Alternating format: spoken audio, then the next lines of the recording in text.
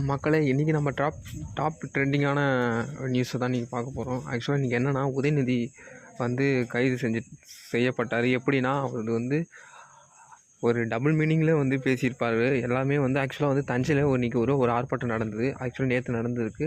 அதில் என்னென்னா வந்து வேளாண்மை காவேரி தண்ணி பற்றி கேட்டிருந்தாங்க. அதில் வந்து அவர் ஆர்ப்பாட்டத்தில் பேசிட்டு கொண்டிருக்கப்போ வந்து விஜய் வந்து இங்கே மட்டும்தான் பேசுவார். ஆனால் அங்கே எதுவும் காவேரிக்கு பற்றி எதுவுமே பண்ண மாட்டார். அது இல்லாமல் திஷா குறித்து லைக் வந்து எப்படின்னா, அவருக்கு என்ன கவனமாக இருக்குது, அவருக்கு என்ன முக்கியம் அப்படின்னு கேட்குறப்போ, அங்கே கூட்டிருந்த ஆளுலாம் எல்லாம் திஷா கத்த அவருக்கு அவர் என்ன சொல்லியிருக்காருன்னா, அங்கெல்லாம் தண்ணி வரணும், ஆனால் காவேரிக்கு வரணும் அப்படின்னு சொல்லிட்டு, அதுக்கப்புறம் வந்து என்ன சொல்லிட்டாருன்னா வந்து லைக் தண்ணி வந்து நான் வந்து கடைசியில் நாங்கள் யாரையும் சொல்ல, நான் காவேரியை தான் சொன்னேன். அப்படியே பேச்சு வந்து டப்புன்னு வந்து 2 மாற்றிட்டாரு.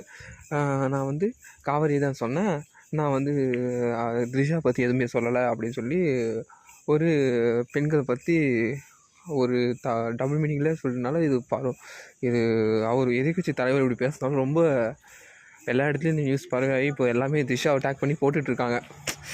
அதாவது என்னென்னா, அவன் வந்து ஏதோ ஒன்று சொல்ல, இவங்க தாவைக்காரர்களெலாம் கட் பண்ணி இது தான்டா சாக்குன்னு ட்ரெண்டிங் ஆகி விட்டாங்க.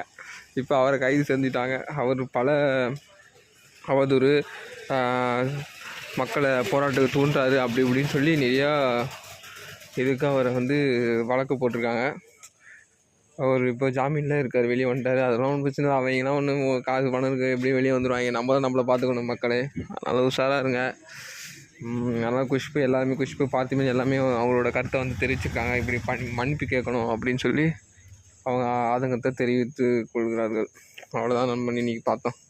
பாய்.